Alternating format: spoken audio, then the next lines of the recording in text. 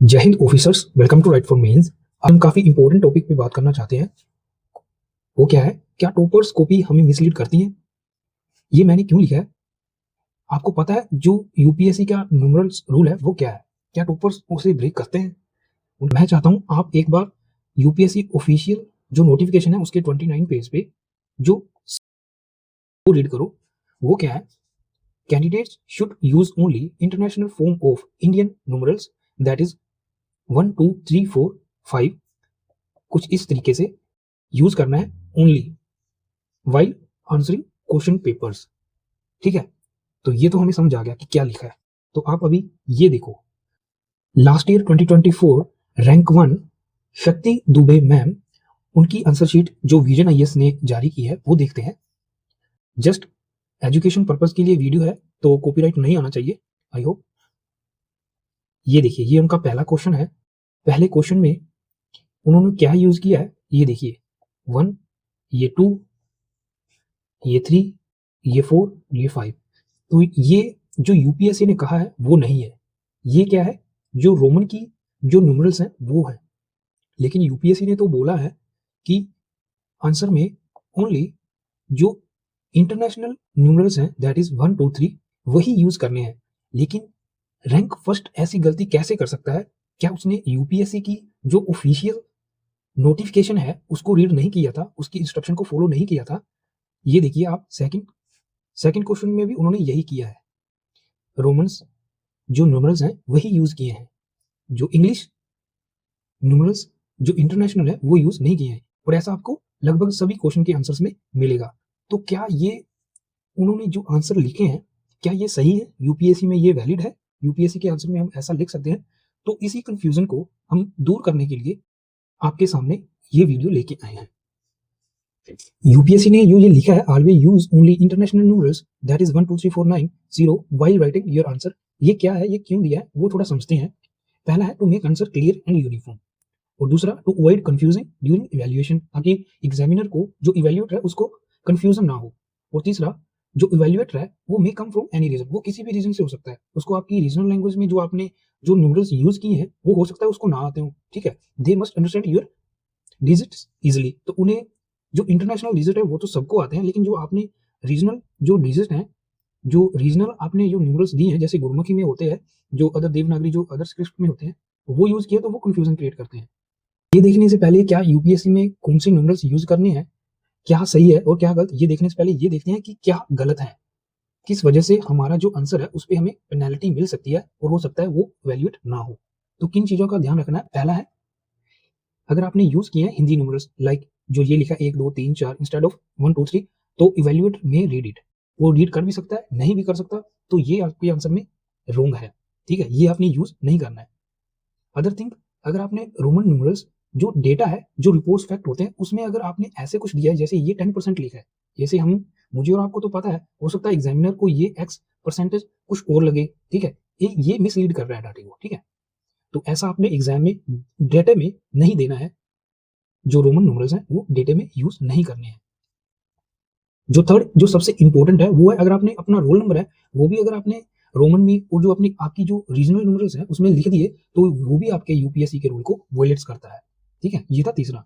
और चौथा है, अगर आपने कोई टाइमलाइन दिखानी है अपने आंसर्स में, कोई रेफरेंस देना है, कोई फैक्ट लिख रहे हो, जैसे ये यूपीएससी के हिसाब से आपको ये लिखना चाहिए था लेकिन आपने अपनी रीजनल लैंग्वेज में लोकल स्क्रिप्ट से ये लिख दिया है 1947। ठीक है, तो not clear to all readers, तो वैल्यूएटर को हो सकता है ये समझ में ना आए, तो इसकी वजह से आपके मार्क्स कट सकते हैं या फिर हो सकता है वो आपकी कॉपीज को चेक ही ना करे इस डाटे की वजह से।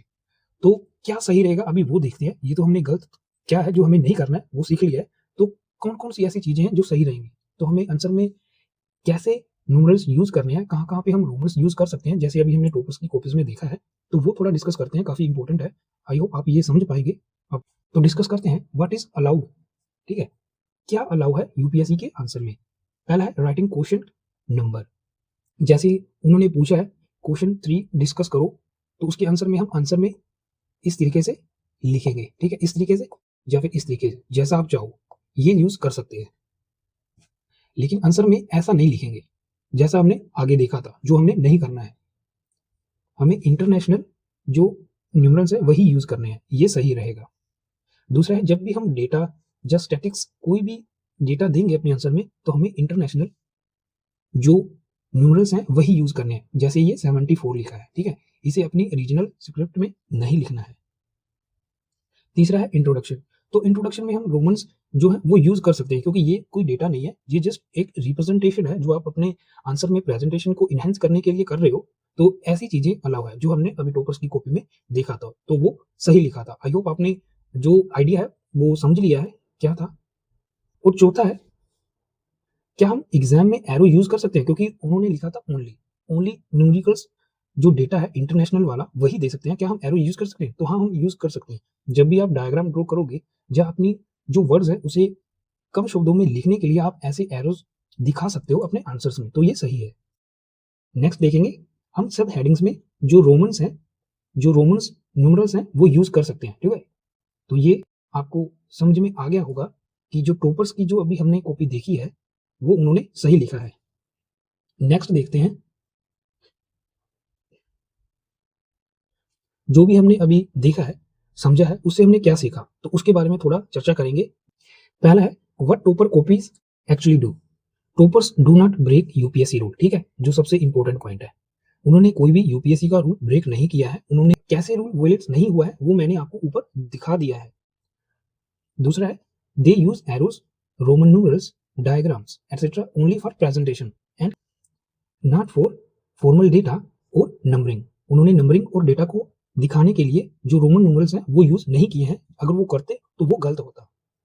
अभी जो टिप्स हैं जो सभी एस्पिरेंट्स के लिए काफी इंपॉर्टेंट है, वो क्या है, आप सभी को जो यूपीएससी का रूल्स है, जो नंबर्स वाला रूल्स है, जिसमें उन्होंने लिखा है ऑलवेज यूज 1 2 3, तो ये फॉलो करना है, आपने ये वॉलेट नहीं करना।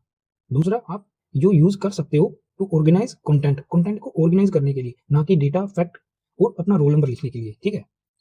तीसरा है, आप एरोज यूज कर सकते हो, बॉक्स यूज कर सकते हो, अंडरलाइन कर सकते हो to highlight the important keywords, ठीक है, नॉट टू रिप्लेस इंफॉर्मेशन। और जो फोर्थ पॉइंट है, use topper copies for presentation ideas not for exact format. तो जैसा टॉपर्स करते हैं ऐसा जरूरी नहीं है कि हर बार वो सही होंगे, वो काफी चीजें गलत भी करते हैं, क्योंकि जो टॉपर्स की कॉपीज हमें मिलती हैं वो ऑफिशियल्स नहीं है जो यूपीएससी में उन्होंने लिखा है, जिसकी वजह से उनकी बढ़िया रैंक आई है। जो जो आंसर कोचिंग जारी करता है उसमें वो सीख रहे होते हैं, तो उनमें काफी गलतियां होती हैं। जो राइट फॉर मीन्स का जो मैसेज है वो क्या है, जो टॉपर्स की कॉपीज है वो हेल्पफुल होती हैं, बट वो होली बुक्स नहीं है, इस चीज को आप समझिए। अभी समराइज करते हैं कि यूपीएससी का न्यूमरल्स रूल क्या है, इन शॉर्ट में बताते हैं। आप यूज करें सिर्फ 1 2 3 in answers, Roman numerals and arrows okay for presentation not for data, ठीक है।